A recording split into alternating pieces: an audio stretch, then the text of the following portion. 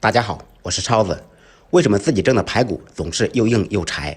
今天给大家分享一下齿汁蒸排骨的技巧，软烂入味，不腥也不柴，简单营养又好吃。排骨最好选用猪小排，也就是排骨中间的部位，让老板娘剁成小块，加入清水浸泡2-3个小时，泡出血水。泡好以后再清洗2遍，彻底洗干净。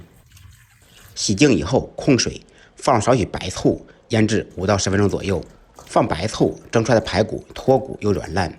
利用这个时间准备小料，准备少许小葱，2-3个小米辣，不吃辣的可以不放，1块生姜，3粒大蒜，1小块陈皮，提前用水泡软，少许豆豉。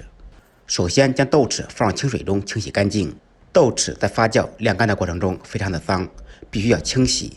洗好以后控水，用刀稍微剁一下，不要剁得太碎。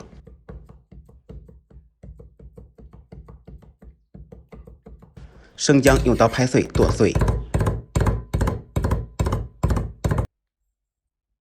大蒜同样用刀拍匀剁碎。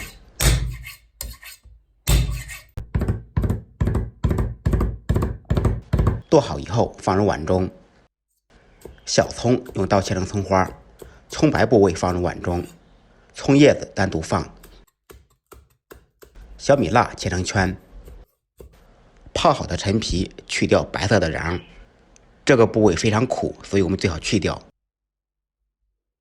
用刀切碎，一同放入碗中备用。起锅放入1勺花生油，将油彻底烧热。烧热的花生油浇在准备好的小料上面，呲一下香味就出来了。然后我们调味，适量的盐，一点点鸡粉，少许白糖提鲜融合味道，胡椒粉，少许生抽，蚝油，一点点老抽，放入1小勺芝麻酱或者花生酱，将所有的调料用勺子搅拌均匀。腌好的排骨再清洗一遍，用干净的毛巾或者厨房用纸吸干水分，水分太多的话蒸出来水泥巴汤的，吃起来寡淡无味。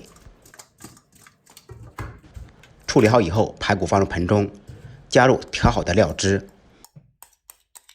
放入2小勺生粉，也就是土豆淀粉，用手抓拌均匀。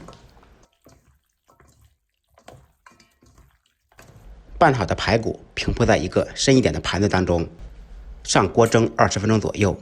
我说的是上气的时间。20分钟以后，掀开盖子，满屋飘香。将排骨取出，撒上迷人的小葱花，可以浇上少许热油，但是我感觉有点油腻，所以我没有浇。一道齿香浓郁、软烂入味的齿汁蒸排骨就做好了。吃完排骨，汤汁还可以用来拌饭，那真的是嗷嗷香。感谢朋友们的支持点赞，再忙再累，记得按时吃饭。下期视频见，拜拜。